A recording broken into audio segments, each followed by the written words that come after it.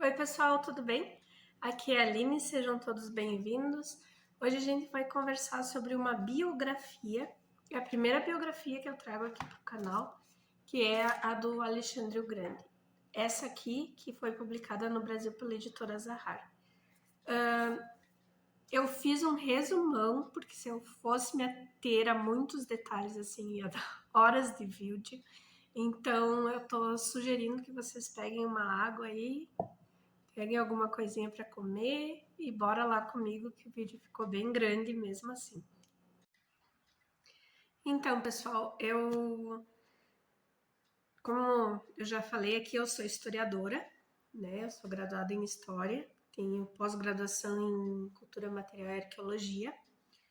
E não tem como estudar História sem conhecer Alexandre o Grande, né? Ele é, tipo, uma das maiores figuras históricas que a gente tem.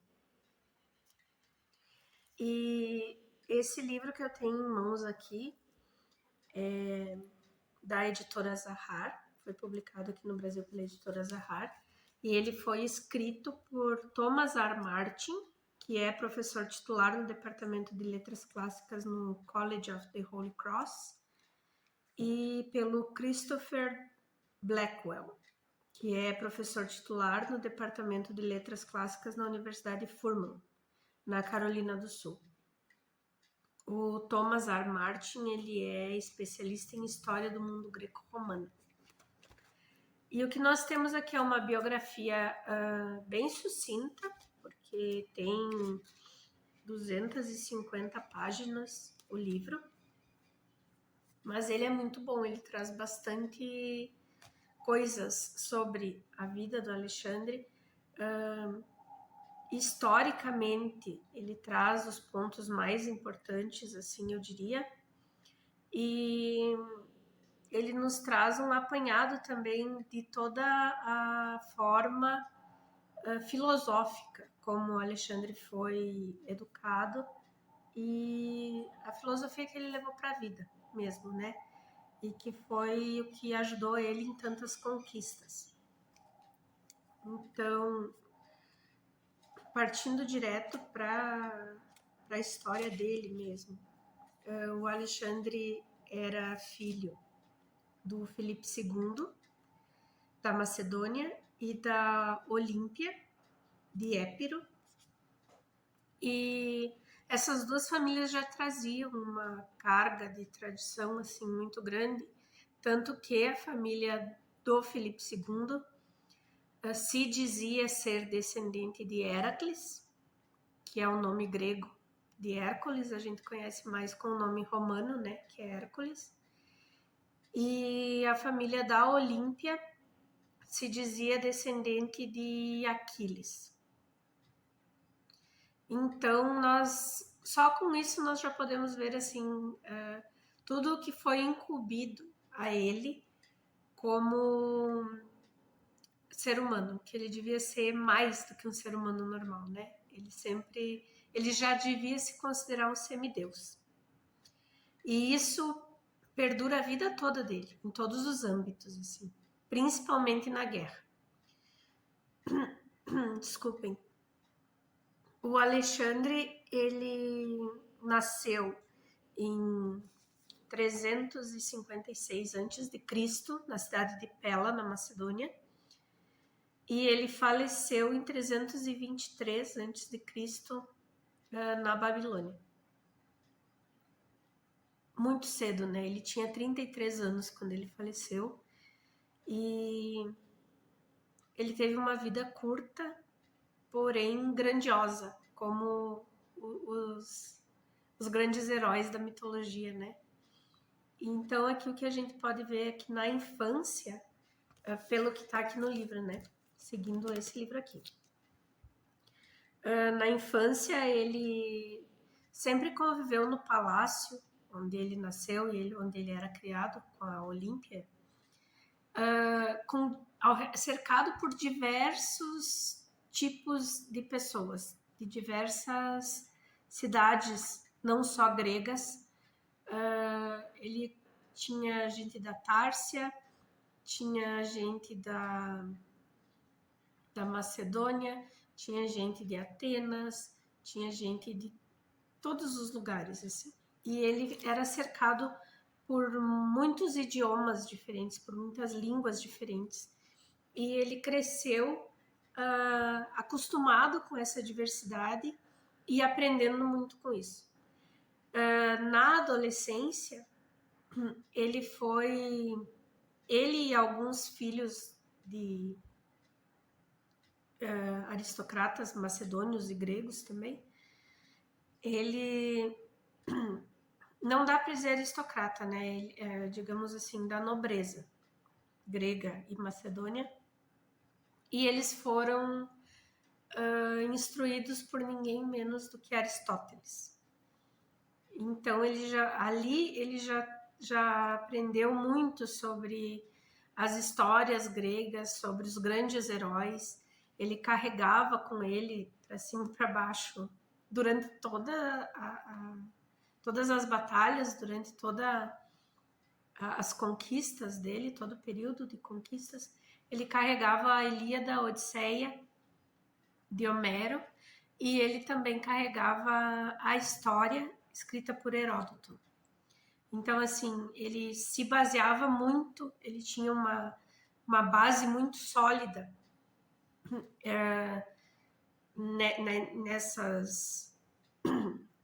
nessas obras. E foi tudo isso, assim, foi uma soma de todas essas obras, da sua educação, da sua infância rodeada por diversos idiomas, que levou ele adiante e fez com que ele fosse o grande rei que ele veio a ser. O pai do Alexandre, o Filipe II, ele era um rei muito poderoso também. Ele foi o primeiro rei da Macedônia que conseguiu fazer um tratado com diversas cidades-estado gregas para unirem os exércitos e tentarem uma invasão à Pérsia. Então, o Alexandre, ainda jovem, ele começou a ser levado com o pai dele, a partir dos 16 anos, digo jovem, né? Em diversas batalhas, para participar não só como guerreiro, mas também como líder de algumas seções do exército. O pai dele, em determinado momento, acusou a mãe dele de adultério. E com isso, a Olímpia teve que sair da Macedônia. E o Alexandre se ofendeu também e saiu com a mãe dele. Porque o pai dele resolveu também fazer um segundo casamento com uma mulher, filha de um nobre da Macedônia. E nesse jantar, enfim, do casamento, na festa, o pai dessa nova noiva do Filipe II, ele sugeriu que finalmente, com um casamento com uma mulher também da Macedônia, finalmente a Macedônia teria um descendente do Filipe merecedor do trono. Como é de se imaginar, Alexandre ficou possesso e xingou esse cara. E o pai dele estava para lá de bêbado e o pai dele tentou ir contra o filho. E estava tão bêbado que caiu. Aí o Alexandre já tirou um sarro, né? Tipo, é esse bebum aí que vocês querem seguir, sabe? E isso levou ele para o exílio. E no exílio, ele foi se fortificando. E o pai dele acabou tentando resgatar essa amizade com ele depois do casamento, quando o pai dele resolveu fazer uma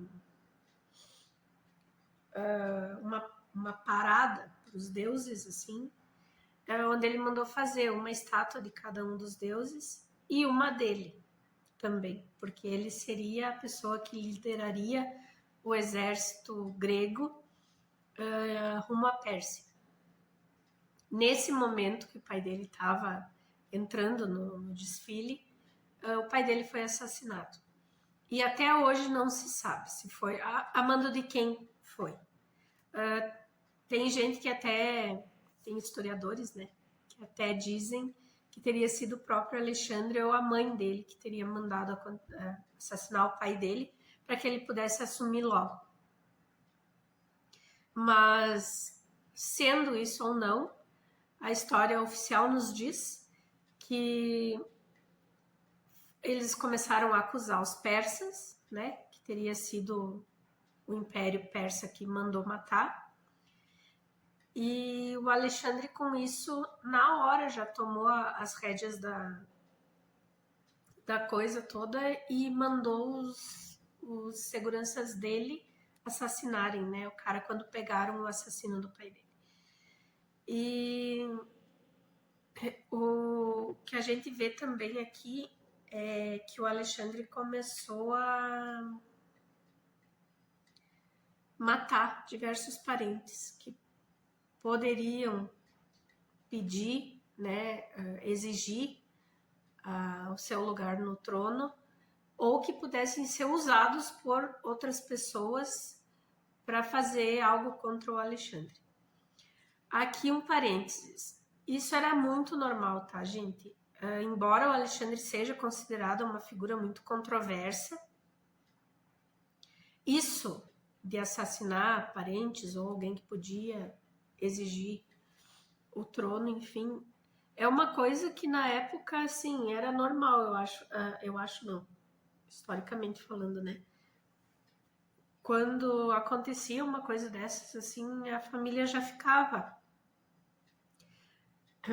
meio que com o pé para trás. Tanto que a segunda esposa do Felipe, depois da Olímpia, ela estava com uma nenê pequena e ela foi assassinada. E a filha também. E alguns chefes das cidades-estado gregas achavam que o Alexandre era muito novo e que o Alexandre não conseguiria dar conta dessa jornada para a Pérsia. E isso começou a causar algumas rebeliões. E o Alexandre teve que ficar mais um tempo ainda na Grécia para calar essas rebeliões. E uma vez que ele conseguiu fazer isso, as demais cidades já entraram de novo no acordo e não se rebelaram. A única cidade-estado grega que não assinou, que não concordou em ceder exército para o Alexandre nessa viagem até a Pérsia foi Esparta, porque eles ainda tinham aquela questão dos 300, passaram 200 anos, se não me engano, e eles ainda tinham essa questão de que o Leônidas acabou indo sozinho para as Termópilas e não teve apoio de ninguém, né? Então eles ficaram de lado. E inclusive as outras cidades gregas, não só pela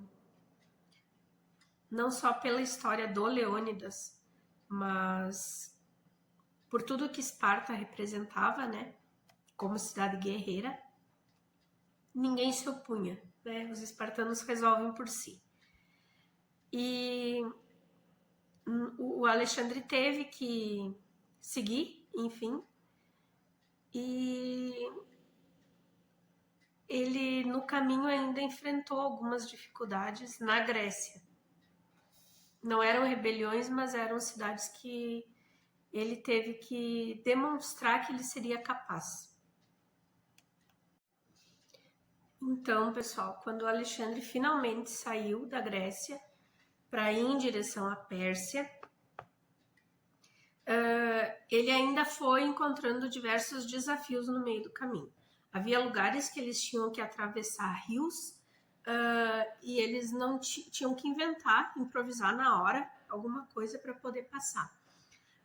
Foi onde o Alexandre começou a fazer algumas balsas com couro e feltro para que eles pudessem passar por cima da água. Ele foi se reinventando o tempo todo, sabe? E claro, ele tinha engenheiros com ele tinha um pessoal, digamos assim, pensadores, né? Engenheiros, arquitetos e filósofos até junto, para ficar pensando e ajudando ele a resolver algumas soluções para os problemas que apareciam. A primeira batalha do Alexandre contra o Dário II se deu na cidade de Isso, que já era em território conquistado pelos persas. Mas o Alexandre, com suas novas táticas, ele acabou cercando o exército do Dário e o Dário saiu em retirada. Quando o Alexandre chegou no acampamento do Dário, porque os acampamentos persas eles eram enormes, eles levavam de um tudo, pareciam construções assim. Eram barracas, né? Mas parecia uma cidade para quem olhasse de longe. Quando Alexandre chegou nesse acampamento, ele encontrou a mãe do Dário, a esposa do Dário e algumas filhas, além de algumas concubinas. E o tratamento que o Alexandre deu para a mãe do Dário, para a família do Dário, enfim, foi tão nobre que assustou até elas. Porque uma coisa que é interessante da gente dizer assim, para os gregos, quem não falava grego era bárbaro. E para os persas, que tinham uma ciência mais avançada na época, os gregos eram bárbaros. Então, um lado tratava o outro como menor o tempo todo, sabe? E uma das coisas mais interessantes que o Alexandre começou a fazer aqui, nesse momento de conquista, foi que ao tratar a mãe do Dário, sua esposa e as suas filhas, como nobres que elas eram, ele começou a ter mais auxílio e as pessoas, inclusive, começaram a notar ele com outros olhos. Tipo, ele não é tão bárbaro assim, entende? Tanto que ele disse que ele adotou a mãe do Dário como uma segunda mãe para ele. E ele respeitou isso por toda a vida. Como o Dário tinha se retirado, o Alexandre tinha ali que pensar em duas opções. Ou ele seguia o Dário, e essa perseguição sabe-se Deus aonde que ia dar, ou ele ia para o Egito, já que ele já estava perto. O Egito, na época, era parte do Império Persa. Eles tinham sido conquistados já pelos persas. E o Alexandre foi para o Egito, disse, não, vou tentar por aqui. E quando ele chegou lá, os egípcios vendo o tamanho do exército dele, já sabendo da notícia de que o Dário II teve que fugir dele para tentar recompor um outro exército. Eles deixaram o Alexandre entrar e eles se renderam. Não houve batalha. E o Alexandre, dali um tempo, fora coroado faraó. Essa coroação do Alexandre como faraó, ela nos traz duas questões bem importantes. Uma, que ele fora coroado pelo povo, coisa que nenhum persa foi durante todos os anos que estavam a serviço da Pérsia. E, em segundo lugar, o faraó era considerado no Egito como um deus. Então, não só o Alexandre se via agora como um deus descendente de Aquiles e de Héracles, como o povo do Egito passara a ver ele também como um deus. Para ele, isso foi de suma importância. E ainda estando ali no Egito, ele encontrou as terras que vieram a ser Alexandria, onde ele fundou Alexandria. Alexandria, inicialmente, era para ser um grande porto, como também foi, mas também uma cidade de cultura. Foi construído em Alexandria a biblioteca, que,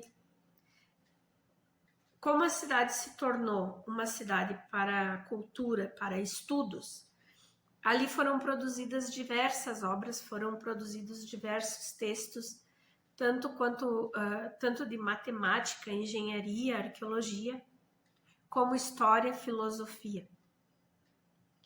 E era essa a maior importância que o Alexandre sempre deu para a cultura. E ali foi um berço dessa nova civilização, dessa nova cultura ampla que o Alexandre estava criando.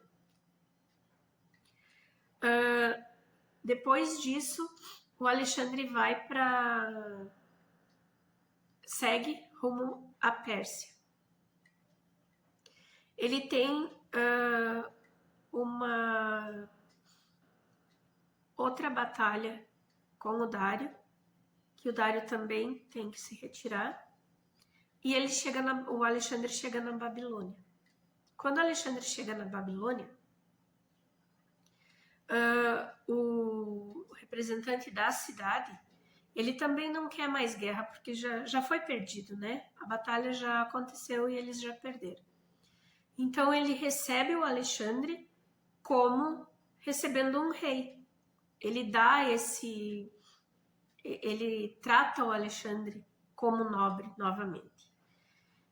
E o Alexandre acaba deixando ele no governo da cidade, como já estava sendo. O que começa uma batalha entre o Alexandre e os seus seguidores gregos diretos. Porque começa assim, a gente veio até aqui para conquistar a Pérsia. A gente chegou na Babilônia, que é uma das cidades mais fortes e mais famosas da Pérsia, e vai continuar um persa no poder da cidade. E o Alexandre pensa que é a melhor opção para ele, sim, porque esse nobre, ele já estava ali, ele nasceu nessa cidade, ele sabe as condições dessa cidade, ele sabe todo o funcionamento da cidade, tanto política quanto estruturalmente falando. E ele vai ser uma pessoa que vai saber, dentro das capacidades da cidade, como abrigar mais esses exércitos, mais esses soldados gregos que estão ficando ali. Ele foi extremamente racional.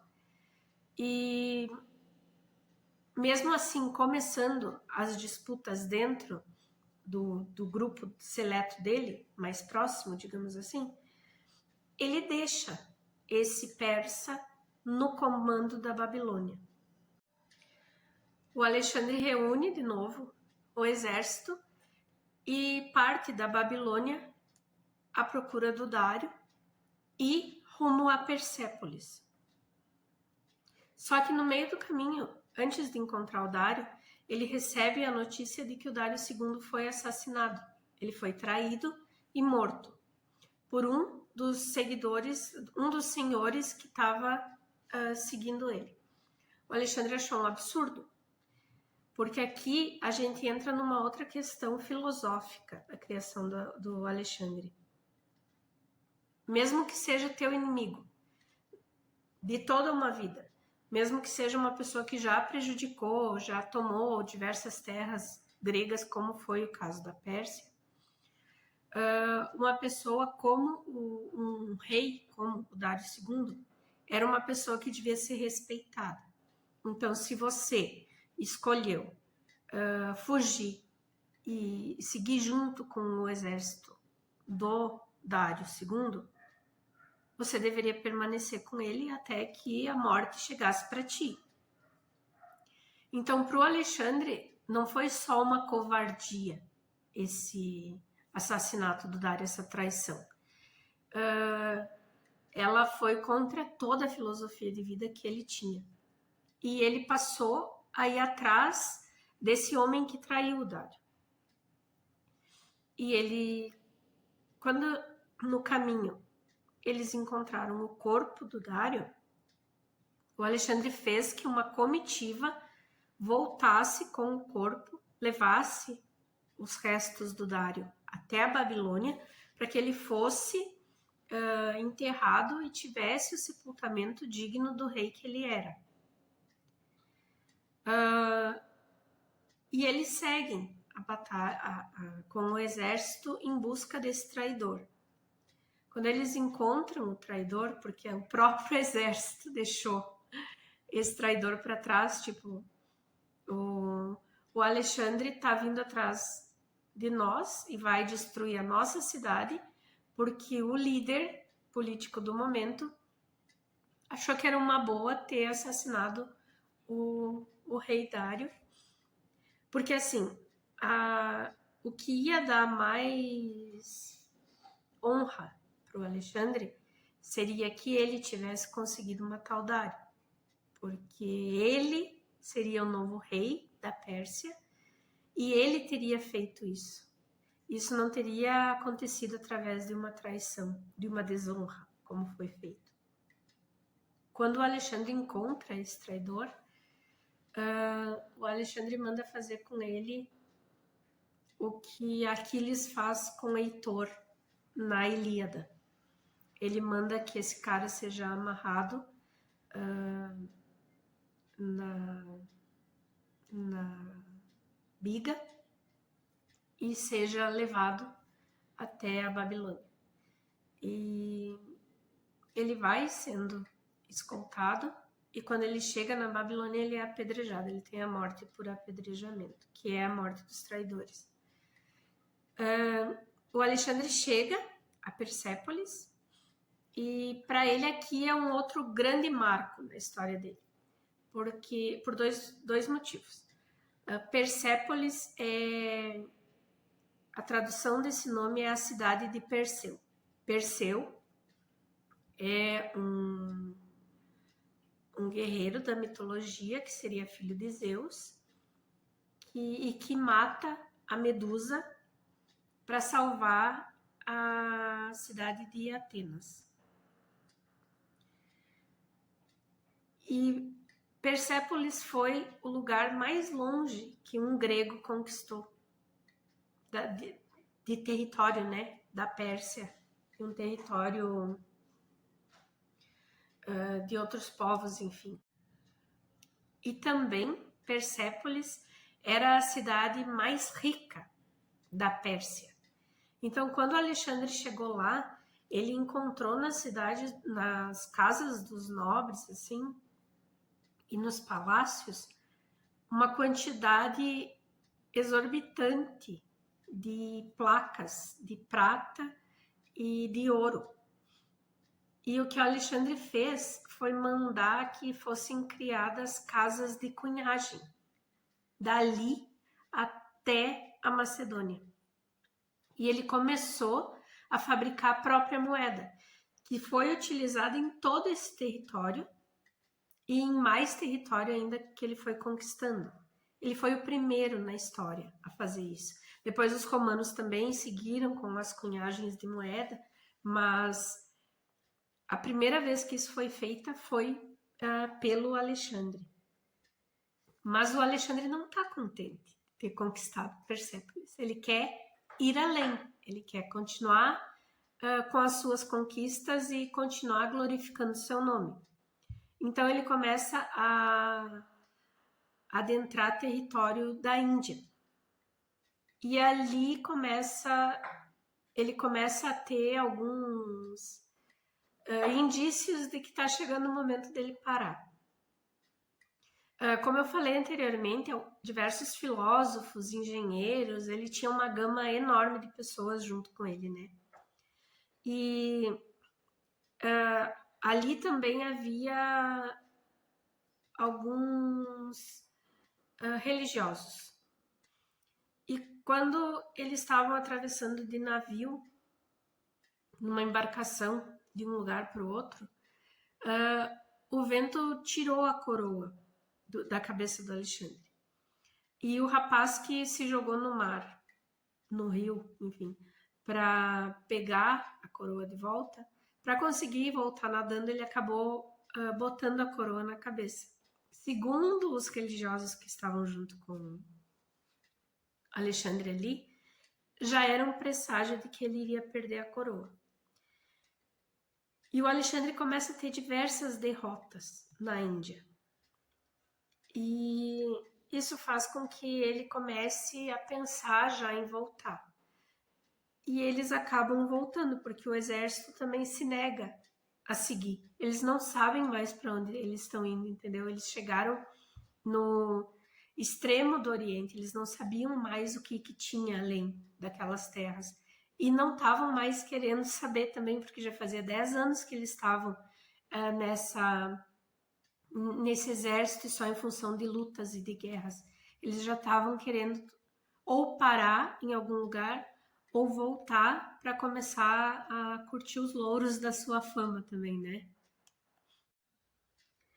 Então é nesse ponto que o Alexandre começa a voltar.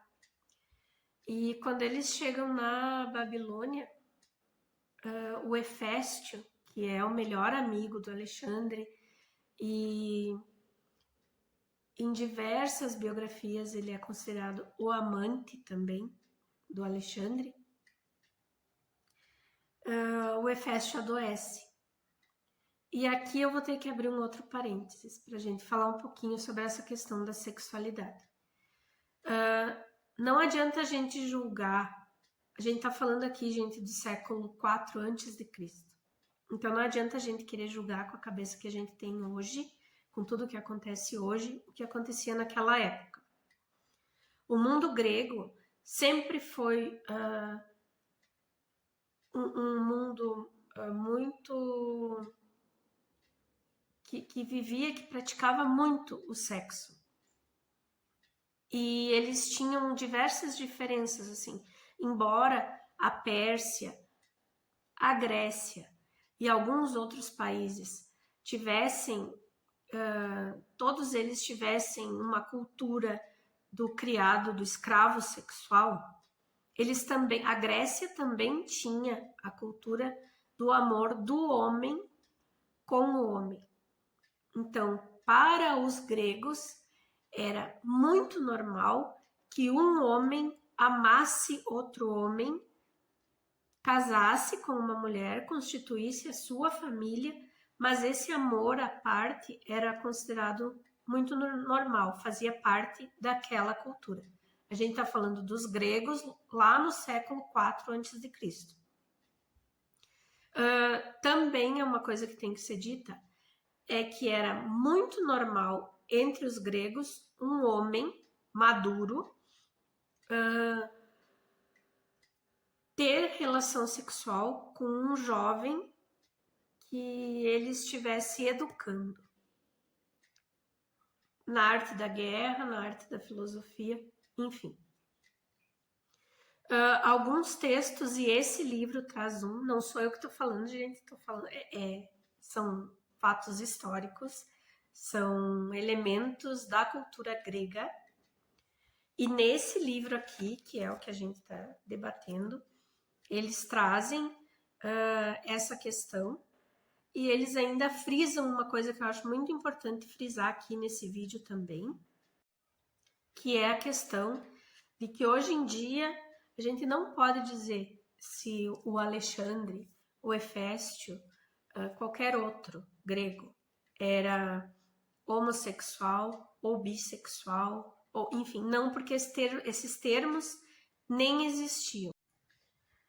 Como esse livro aqui ele é escrito por 2 professores de letras e eles têm especialização na questão da língua falada e dos costumes, enfim, eles trazem bastante isso e bem séria essa questão de que não tem como a gente falar em homossexualismo, em bissexualismo relacionado a personagens tipo lá da Grécia do século IV a.C., entende?